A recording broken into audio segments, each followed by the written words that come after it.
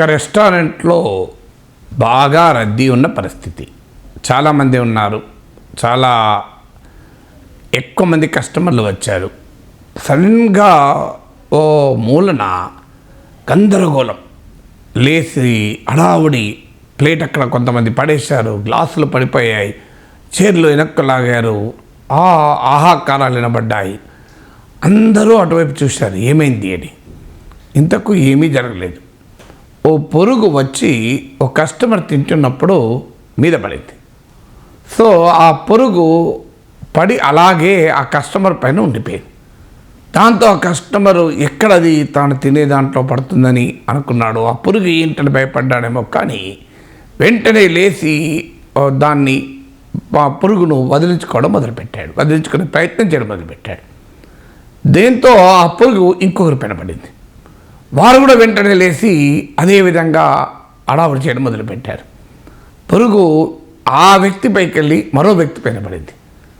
ఇలా ఒక రకంగా అంటువ్యాధిలాగా ఆ టెన్షన్ ఒకరి నుంచి ఒకరికి తెలియకుండానే పాకింది. ఆ పురుగు బీభత్సాన్ని సృష్టించేంత పనిచేసింది. దీంతో గందరగోళం ఏర్పడింది. ఈలోగా వెయిటర్ వచ్చాడు. ఆయన ఆ పురుగును కదలికల్ని గమనించాడు, 2 చేతులతో పట్టుకున్నాడు, తీసి బయటపడేశాడు. ఇది ఒక చిన్న కథ, కానీ ఈ చిన్న సంఘటన ఏ విషయాన్ని మనకు తెలియజేస్తుంది? సంఘటన చిన్నదే. ఈ గందరగోళానికి ఎవరు బాధ్యులు అని మిమ్మల్ని అడిగితే సాధారణంగా మన నుంచి వచ్చే సమాధానం పురుగు కారణము. ఈ గందరగోళానికి కారణం ఏంటి? పురుగు మీద పడింది అని. కానీ మీరు కాస్తంత సూక్ష్మంగా ఆలోచించండి. పురుగే కారణమైతే ఆ కస్టమర్లు 3, 4 పురుగు పడ్డప్పుడు చాలా టెన్షన్ పడ్డారు, గందరగోళమైంది. మరి అదే పురుగును వెయిటర్, అంటే అక్కడ సప్లై చేసే అతను వచ్చి పురుగును పట్టుకుని బయటపడేశాడు. పురుగే కారణమైతే ఆ వెయిటర్ కూడా టెన్షన్ పడాలి కదా. పురుగే కారణమైతే ఆ వెయిటర్ కూడా దాన్ని ముట్టుకునే సమయంలో హడావుడి చేయాలి కదా. అంటే మనకు అర్థమయ్యే విషయం ఏంటంటే, సమస్యకు మూలము, గందరగోళానికి కారణము, ఈ టెన్షన్ క్రియేట్ అవ్వటానికి రీజను పురుగు కాదు. పురుగు మీద పడినప్పుడు మనిషి స్పందించిన తీరు కారణం. జాగ్రత్తగా గమనించి, it is not the insect which led to the chaos. It is the ways you have responded when an insect fell on you. అది మన పైన పడినప్పుడు మనము టెన్షన్ పడిన వారి దగ్గర అది టెన్షన్ పెంచింది. కూల్గా హ్యాండిల్ చేసినటువంటి ఆ వెయిటరు చాలా సింపుల్గా దాన్ని పక్కకు బయటపడేశాడు. అంటే దీన్ని మన జీవితాలకు అన్వయించుకుంటే ఏ సమస్య అయినా, ఏ ఆటంకమైనా, ఏ ఉపద్రవమైనా, ఏ ప్రమాదమైనా, ఆ ప్రమాదం అని అనుకున్న ఉపద్రవము, ఆ సిచ్యువేషన్ మనను ఇబ్బందులు పెట్టదు. ఆ సిచ్యువేషన్కు మనము స్పందించిన తీరు ఇబ్బందులు పెడుతుంది. ఆ స్పందించడంలో ఇంగ్లీష్లో 2 పదాలు ఉంటాయి, రియాక్షన్, రెస్పాన్స్. నీవు రియాక్ట్ అయితే అది రియాక్షన్కు రెస్పాన్స్కు తేడా ఏంటి అంటే, reaction is immediate, response is కొంత ఆలోచించి చేసేది స్పందన అవుతుంది. నీవు ఒక జరిగిన వెంటనే నీ బిహేవియర్ రియాక్షన్ అవుతుంది. సో ఎప్పుడైనా మనిషి రియాక్ట్ అయ్యే క్రమంలో ఏం చేస్తాడంటే ఎమోషన్ డామినేట్ చేస్తుంది. అది ఫియర్ కావచ్చు, అది ఇంకేదైనా కావచ్చు. Some or other emotion dictates. Emotion మనం డామినేట్ చేసినప్పుడు మన రియాక్షన్ హేతుబద్ధంగా ఉండదు, తార్కికంగా ఉండదు, ఆలోచనలో ఉండదు. అందువల్ల గందరగోళం ఏర్పడుతుంది.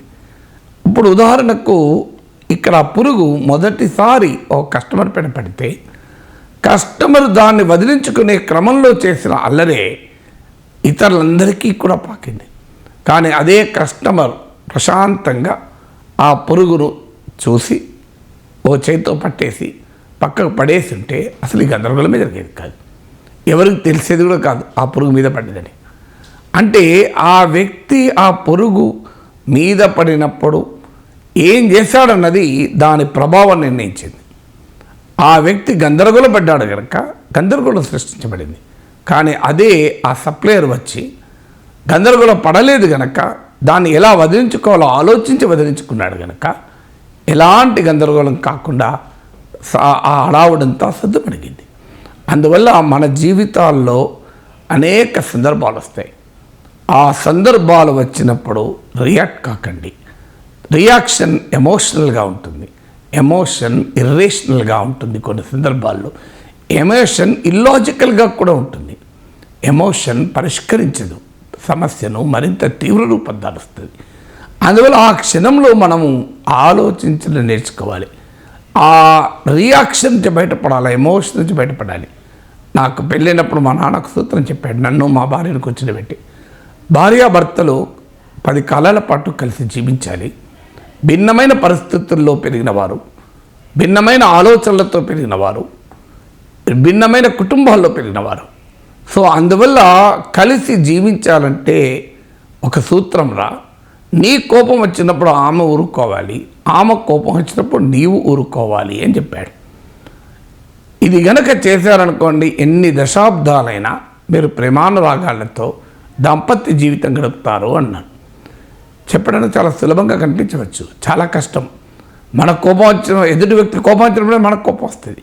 ఎదుటి వ్యక్తి కోపం వచ్చినప్పుడు కాస్తంత ఊరుకుంటే ఆ కోపం వచ్చిన వ్యక్తి రియలైజ్ అయ్యి మళ్ళీ తన తప్పు తాను తెలుసుకునే అవకాశం ఉంటుంది. కానీ అక్కడే సమస్య. ఆ కోపానికి వెంటనే మన ప్రతిస్పందన ఉంటుంది. Will immediately react. సో ఒక్క సెకండ్ కనుక రియాక్షన్ ఆపామనుకోండి, ఈవెన్ మాట మనల్ని అన్నాడు, వెంటనే మనం రియాక్ట్ అయ్యామనుకోండి, తొందరపడి తప్పుడు మాటలు మాట్లాడతాం. కానీ కాస్తంత ఒక్క సెకండ్ ఆగి ఆ మాటకు నేను ఏం రిప్లై ఇవ్వాలి అంటే 50%, 70% మీ కోపం తగ్గిపోతుంది. మీరు తార్కికంగా ఆలోచించడం మొదలు పెడతాడు. ఆ వ్యక్తి అలా అనటానికి ఒక కారణం ఉండి ఉంటుంది, ఆ వ్యక్తి ఇలా ప్రవర్తించడానికి ఒక కారణం ఉండి ఉంటుంది అని ఆ కారణాలను విశ్లేషించి మనము స్పందించే అవకాశం ఉంటుంది. అందువల్ల ఎప్పుడు కూడా ఒక సంఘటనకు రెస్పాండ్ కావాలి తప్ప రియాక్ట్ కాకూడదు. ఆలోచించి స్పందించాలి. ఆ సమస్యకు కారణం ఏంటని విశ్లేషించాలి. ఆ సమస్యకు పరిష్కార మార్గాలు అన్వేషించాలి. వివిధ రకాల పరిష్కారాలు ఆలోచించాలి. ఆ రంగంలో అనుభవం ఉన్న వారితో చర్చించాలి. ఈచ్ ఆప్షన్ యొక్క మెరిట్ అండ్ డీమెరిట్ ఆలోచించాలి. అప్పుడు ఒక తార్కికమైన, ఆలోచనాబద్ధమైన, సంయమనంతో కూడిన నిర్ణయానికి మనం రాగలం. అందువల్ల ఎప్పుడైనా మీకు సమస్య ఎదురైతే మీరు పరిష్కారం వైపు చూస్తున్నారా, పొరుగు కథ గుర్తుంచుకోండి, మీరు చాలా డిఫరెంట్గా బిహేవ్ చేస్తారు.